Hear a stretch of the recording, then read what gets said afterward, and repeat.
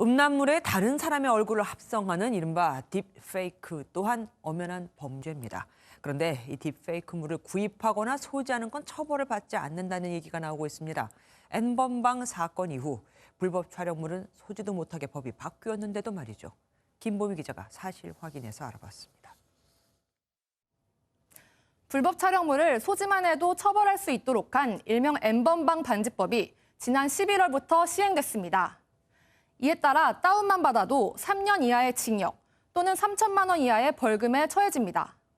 그런데 음란물에 다른 사람의 얼굴을 합성하는 이른바 딥페이크 영상물의 경우엔 소지해도 처벌을 받지 않는다는 이야기들이 나오고 있습니다. 실제로 딥페이크물을 소지할 경우 처벌이 불가능한지 확인해봤습니다. 먼저 법조항을 따져봤습니다. 딥페이크물은 실제로 상대방을 촬영한 게 아니기 때문에 불법 촬영물이 아닌 허위 영상물에 속하는데 이와 관련한 조항이 지난 3월에 신설됐습니다.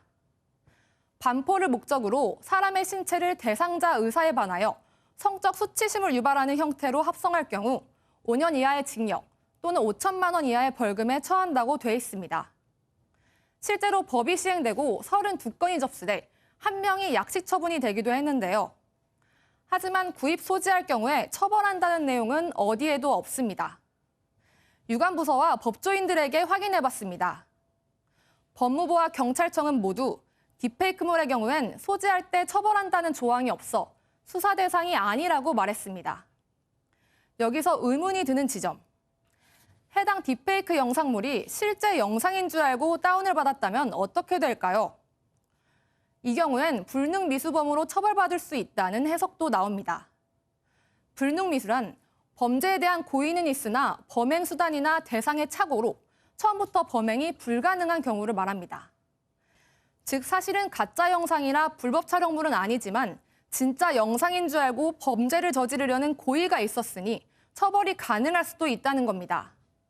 딥페이크물이라도 진짜 영상으로 착각하고 소지한다면 처벌이 된다는 건데 성립 요건이 까다로워 실제로 가능할지는 지켜봐야 한다는 의견입니다.